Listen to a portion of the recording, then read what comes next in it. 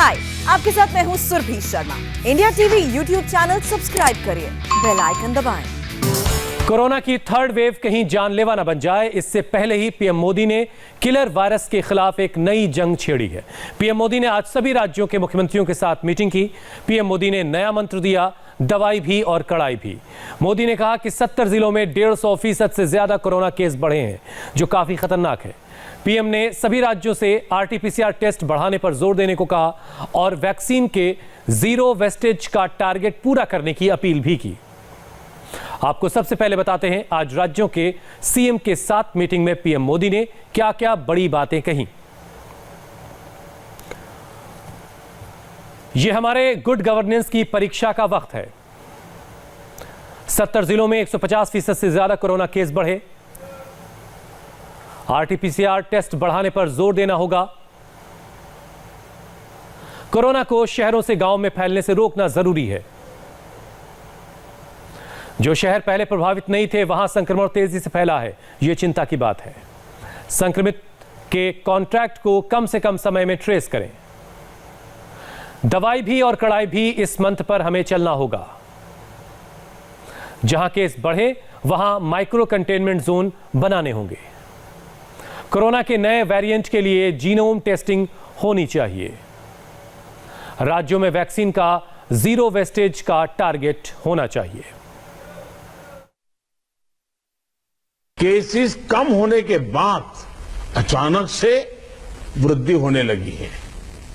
आप सभी इन पर ध्यान दे रहे हैं, लेकिन फिर भी कुछ राज्यों का उल्लेख हुआ है, जैसे महाराष्ट्र है, पंजाब है, और आप मुख्यमंत्रियों ने भी चिंता व्यक्त की है। सिर्फ मैं कह रहा हूं ऐसा नहीं है। और विशेष चिंता की आप कर भी रहे हैं और करने की जरूरत भी है। हम ये भी देख रहे हैं कि महाराष्ट्र और एमपी में टेस्ट पॉजिटिविटी रेट बहुत ज्यादा है और केसों की संख्या भी बढ़ रही है, बहुत आ रहे हैं। इस बारे में कई ऐसे इलाकों, ऐसे जिलों में भी ये वृद्धि देखने को मिल रही है जो अभी तक खुद को बचाए हुए थे, सेफ जोन थे एक प्रकार से।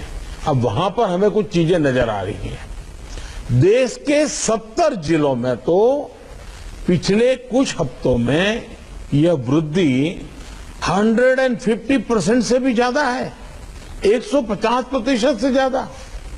अगर हम इस बढ़ती हुई महामारी को यही नहीं रोकेंगे तो देशव्यापी आउटब्रेक की स्थिति बन सकती है। हमें कोरोना की उस उभरती हुई सेकंड पीक को तुरंत रोकना ही होगा और इसके लिए हमें क्विक और डिसाइसिव कदम उठाने होंगे। ये मंथन का विषय है कि आखिर कुछ क्षेत्रों में ही टेस्टिंग कम क्यों हो रही है, क्यों ऐसे ही क्षेत्रों में टीकाकरण भी कम हो रहा है। मैं समझता हूं कि ये गुड गवर्नेंस की परीक्षा का भी समय है। कोरोना की लड़ाई में हम आज जहां तक पहुंचे हैं उसमें और उससे जो आत्मविश्वास आया है, ये आत्मविश्वास, हमारा कॉन्फिडेंस ओवर कॉन्फिडेंस भी नहीं हो जाना चाहिए। हमारी ये सफलता लापरवाही में भी नहीं बदलनी चाहिए। हमें जनता को पैनिक मोड में भी नहीं लाना है।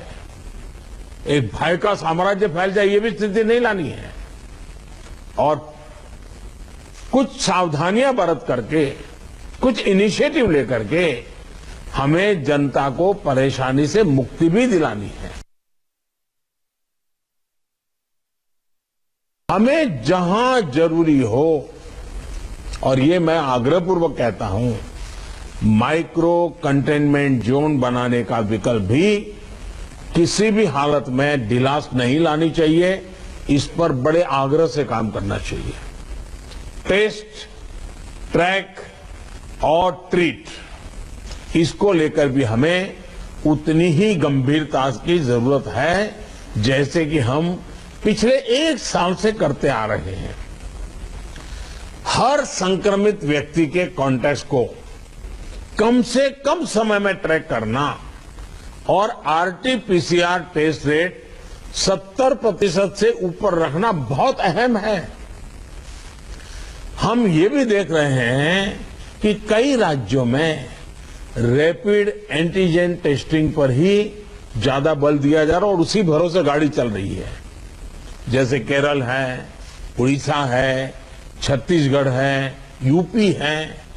मुझे लगता है कि इसमें बहुत तेजी से बदल की जरूरत है। इन सभी राज्यों में, मैं तो चाहता हूं देश के सभी राज्यों में हमें आरटी-पीसीटी टेस्ट और बढ़ाने पर जोर देना होगा। इस बार हमारे टियर 2 और टियर 3 शहर जो शुरू में प्रभावित नहीं हुए थे, उनके आसपास के क्षेत्र प्रभावित ज्यादा हो रहे हैं। देखिए, इस लड़ाई में हम सफलतापूर्वक बच पाए हैं, उसका एक कारण था कि हम गांवों को इससे मुक्त रख पाए थे। लेकिन टियर 2, टियर 3 सिटी पहुंचा तो इसको गांव में जाने से देर नहीं लगेगी और गांवों को संभालना हमारी व्यवस्थाएं बहुत कम पड़ जाएगी। और इसलिए हमें छोटे शहरों में टेस्टिंग को बढ़ाना होगा। हमें छोटे शहरों में रेफरल सिस्टम और एम्बुलेंस नेटवर्क के ऊपर विशेष ध्यान देना होगा कि अब पूरा देश ट्रैवल के लिए खुल चुका है। विदेशों से आने वाले लोगों की संख्या भी बढ़ी है। इसलिए आज हर एक केस के ट्रैवल की, उसके कॉन्टैक्ट्स के ट्रैवल की सूचना सभी राज्यों को आपस में भी साझा करना जरूरी है।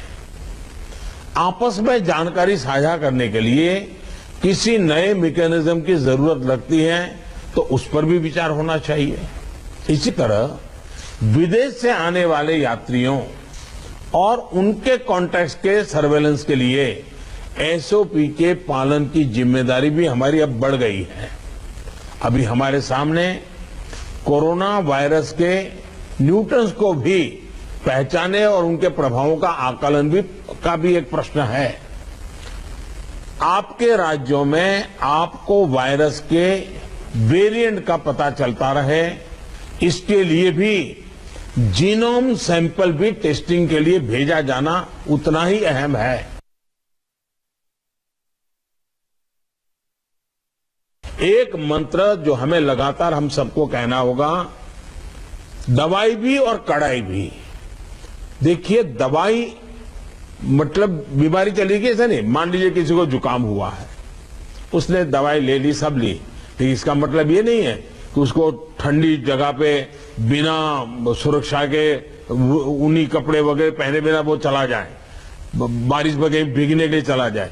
भाई ठीक है, तुमने दवाई ली है, लेकिन तुम्हें बाकी संभालना तो पड़ेगा ही पड़ेगा। ये हर हेल्थ का नियम है जी। ये कोई इस बीमारी के लिए नहीं है, ये हर बीमारी के लिए है जी। अगर हमें टाइफाइड हुआ, दवाई हो गई, सब हो गई, फिर भी डॉक्टर कहते हैं कि इन चीजों को नहीं खाना। हाय, आई एम सुरभि शर्मा। खबरों से अपडेट रहने के लिए India TV YouTube channel subscribe करिए, साथ में बेल आइकन जरूर दबाएं। जुड़े रहें इंडिया टीवी के साथ।